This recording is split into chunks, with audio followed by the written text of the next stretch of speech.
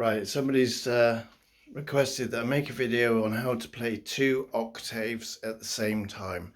Now, I think he means octave splits or tongue splits, right? Apparently they're called tongue splits, right? Octave splits, right? Let's put it really. I'll try and make it simple, right? Holes 1 and holes 4 are like the same note, right? Like I ain't that well thingy, right? Right. Let's say they're both a C or an A or a G, right? It's like a piano. The C or the A or whatever. Let's call it a C, right? If it's a C harmonica, let's say it's a G. I should have checked before making the video, but I ain't showing theory. I'm just showing the practicality. Holes 1 and 4 draw are both the same note. One's deeper and one's higher pitch. So for anyone who don't know how to do it, basically all I'm doing is, right, I've got my tongue in between holes 2 and 3. In effect, it's basically going to cover up holes 2 and 3. My mouth is wide open, and therefore I am going to breathe in. I'm going to breathe in air through holes 1 and 4. Because they are both, let's say they are G, maybe that bit might be totally wrong. The only thing that I'm trying to convey the message is 1 and 4 are the same note. Yeah, like this.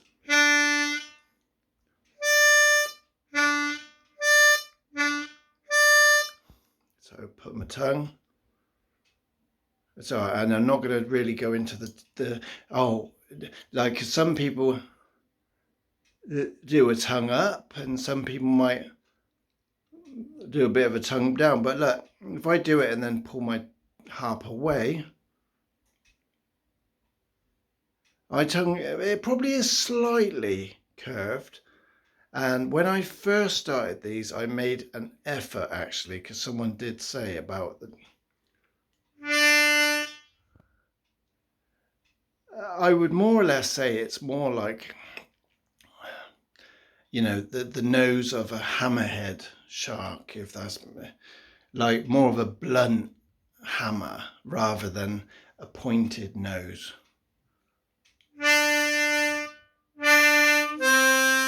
And so the blow and the draw. I believe, right, let's see, I hope I've got this the right way around.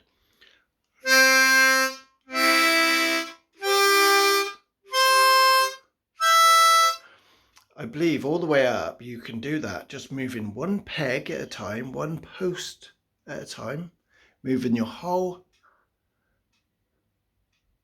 everything staying the same. Blowing, they are octave splits, they're equally yoked, they're equal. But I think when you draw, 1 and 4 are, I think maybe that's 2 and 5, they're not.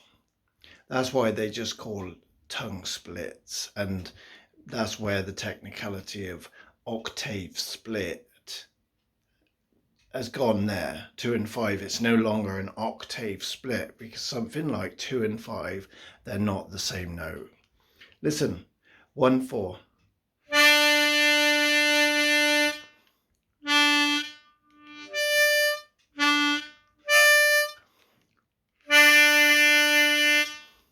2 and 5. Yeah, no, see it, but blow 2 and 5. Sounds right, yeah. Let's go up 1. That's 1 and 4.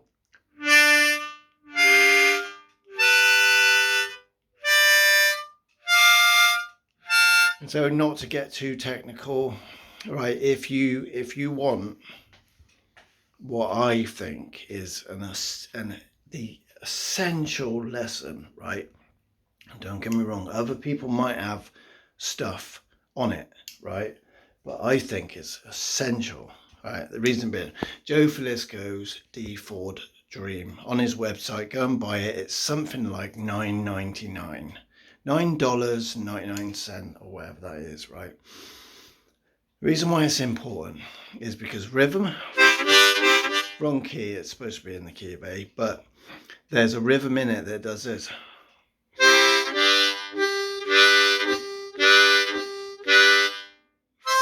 And it goes.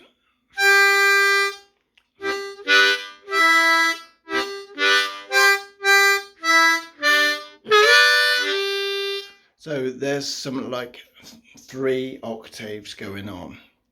And so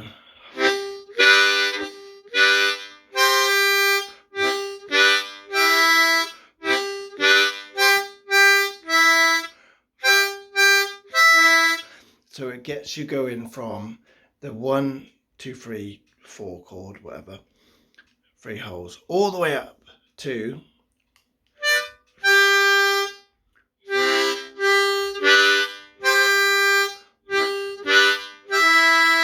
so it really gets you going.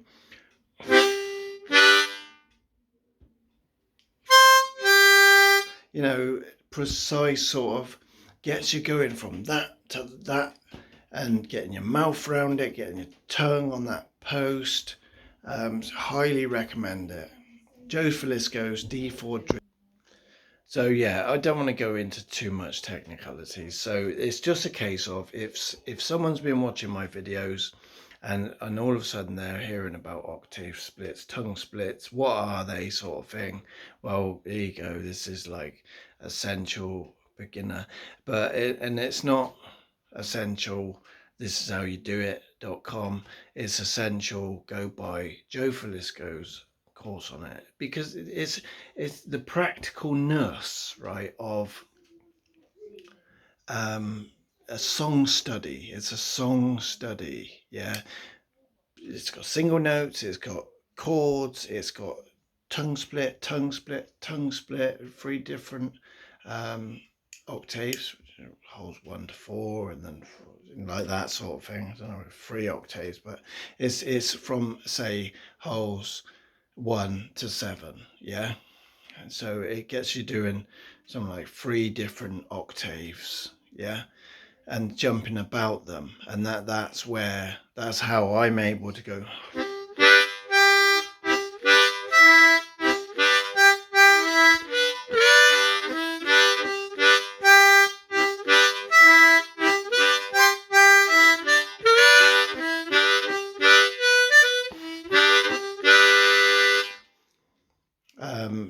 Let's say you're doing a blues, 12-bar blue, single note on the 2. When you get to your 4 chord,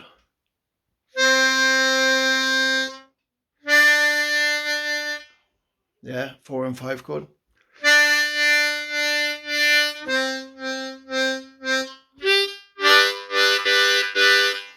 yeah, 12-bar chord, 12-bar blues, 2, 3, 4, 2, 3, 4, 2, 3, 4, 2, 3, 4, 2, 3, 4, 2, 3, 4, 2, 3, 4, 2, 3, 4,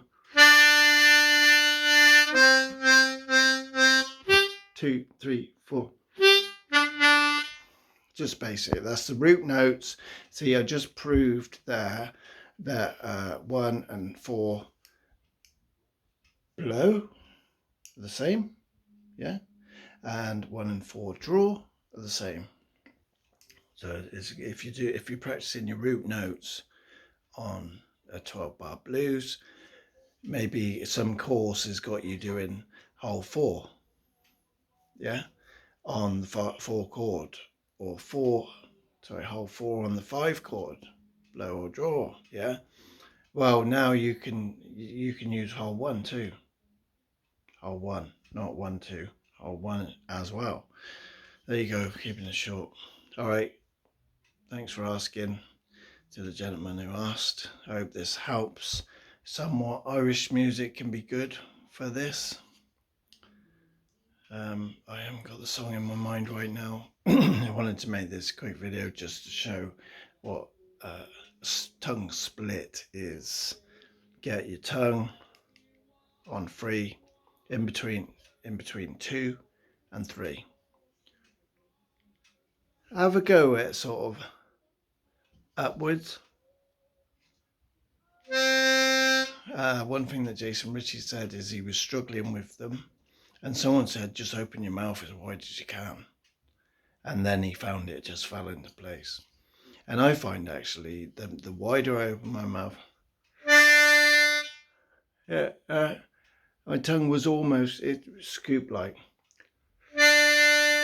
It's like anything else. It starts with intentional concentration, awkward, won't sound proper at first, but do it. And this is why the Joe Flisco thing is, because you can go on and bang away at that song for like 6 minutes, and it's got so many different flavors to it, and you can mix it up and mix and match, and what comes out is it's a solo. It's a solo, and so that's the thing.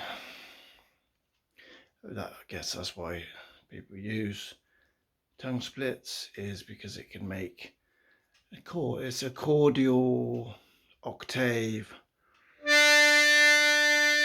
It sounds like there's 2 instruments, I guess, in a sense. Someone playing a keyboard over there in an upper register, and someone playing one there in a lower register, sort of that sort of thing, you know. So it makes